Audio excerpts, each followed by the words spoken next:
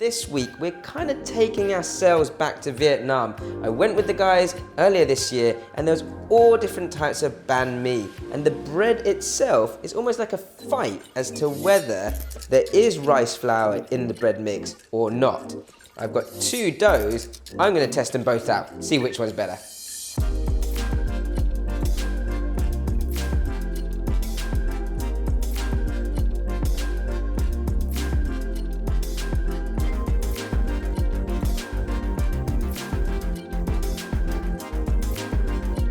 So I'm actually going to make this recipe with some leftover turkey in celebration of our friends over in the US for Thanksgiving. So the first ingredient is quite a strange one, and that's vitamin C tablets. So what it does is it kind of acts like a bread improver, and it traps air into the dough and it improves the crumb structure of the bread. So I'm going to crush those.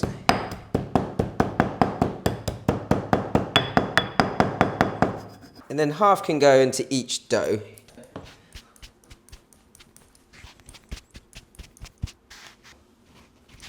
Now the rest is a little bit more normal. So we've got some salt and sugar. And that sugar will help feed the yeast. A couple of teaspoons of fast action dry yeast. And then we're going to get that into here and start mixing that as soon as possible. So I've got all my dry ingredients together, and I'm just going to put that on a slow mix just to get that evenly distributed. I've got warm water to the touch here and some oil. Now you can use oil or butter or shortening, anything like that. And I'm going to start to gradually mix that water in.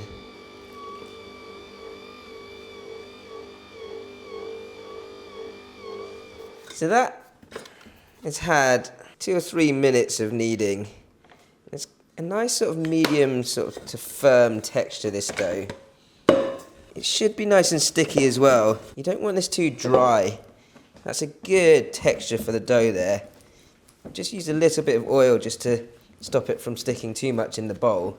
But you can see that I've got a really nice, soft and sticky dough. That is the texture we're looking for. I'm going to do exactly the same with the dough and flour mix that has the plain flour and rice flour mixed together. Next up, the contestant, our rice flour banh mi dough. So that's plain flour and rice flour. There's more plain flour in there than rice flour, about 100 grams of rice flour in that mix. Same again, all the rest of the ingredients are exactly the same. So my oil is going into my warm water. And then gradually add your warm water and oil into the dough. So actually just looking at the dough right now, I feel like this is going to be a heavier dough and not quite as light or light enough for it to be a proper banh mi bread. That's my guess, I don't know, but texture-wise, it just looks a bit heavier.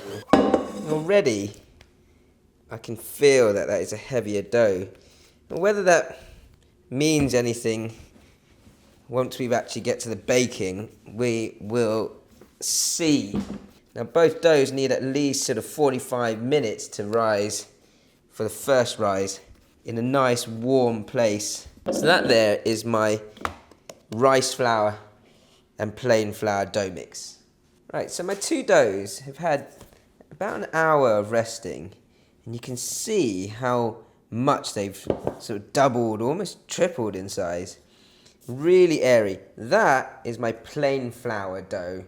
This one here, which looks a bit more grainy, is my rice flour mix. So I'm still sort of gunning for the plain flour only, actually, at the moment. We'll see. It's nice and smooth. Time to knock it back. Really nice and airy. So you could make small or large banh mi. I'm going to go for 3 good size pieces. I'm going to use my sort of Chinese technique of sort of just re-kneading this dough. And this is to sort of form a nice crust around the outside. And I'm just sort of pushing in and pinching and twisting it back together again. If you need a little bit of flour on your hands, at this point you can use just to dust. But what you want is a nice smooth sort of finish around the edge. So that's where it's sort of pushing in and then pinching it back together again helps to do that. So I know you guys like this sort of pinchy, twisty. I've heard one of our big fans, Odin, likes that phrase. It's a nice smooth finish on the dough. So what you want to do now is roll it into a cylinder. And this is going to rise again, so it will kind of rise into its own shape. And then my rice flour dough, the contender for the traditional, we're going to do exactly the same shape. So this whole time I've been thinking the rice flour pastry maybe is going to come out second, but right now I'm playing with the dough and it's just got that firmer texture, which actually, if I want to hold its shape, might be a good thing. Again, we'll know when we actually bake the bread, but as you can see, it's much easier to shape than the plain flour only. So, I've got a little trick here that Shannon, our cookery school manager, actually taught me. Is a couple of rolling pins and a couple of tea towels so that your baguette can find its shape when it's growing into it. So that can just sit there nicely. And that's going to take the next sort of 45 minutes to an hour to then rise again before we then bake them. So my banh mi has had a good amount of time to rest, about an hour actually, and you can see how sort of large a couple of these have become. Super airy. This is the plain flour only, and then I've got my rice flour mix over here. So this is the part where you have to be quite careful. Just sort of unravel and just let your dough fold over and fall into place. So I don't want to sort of lose too much of that airiness. So my rice flour is looking like a pretty good contender right now.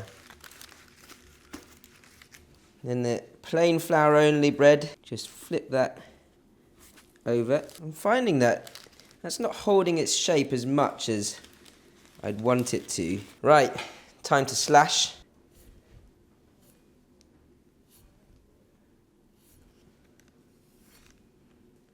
Definitely the rice flour one is holding shape nicely. I seem to have switched my tone between the two doughs.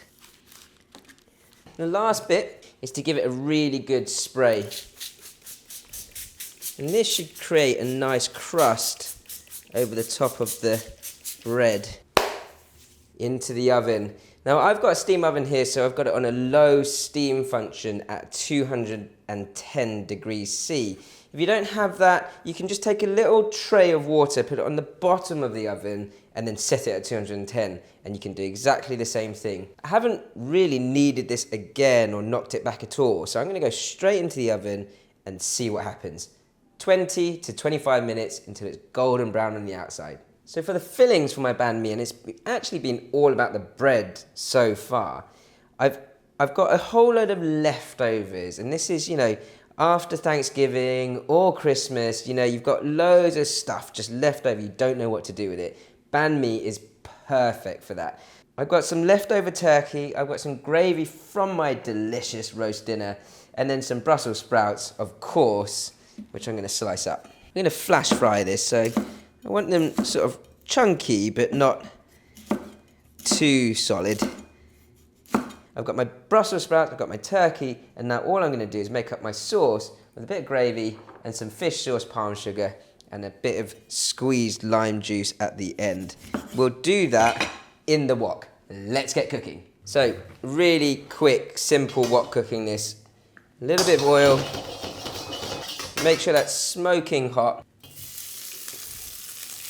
My chopped up roast turkey. Brussels sprouts. Just flash fry. I want that nice and smoky. This will all really steam through when I pour some of that gravy in. I'm going to get that to a really nice heat now, so I'm not going to move it around too much. Gravy's coming in. I want this nice and saucy. Whoa, look at that. Fish sauce, palm sugar to balance that out. Mix that in together, let that sauce really vigorously boil. Flick that through, and then you can switch that off and just get a whole load of fresh Thai basil into the wok. That will wilt in really nicely. Just fold that through. It doesn't really need much more cooking than that, because the whole idea of this is to keep those Brussels sprouts nice and crunchy. Squeeze a lime. Filling's ready, easy.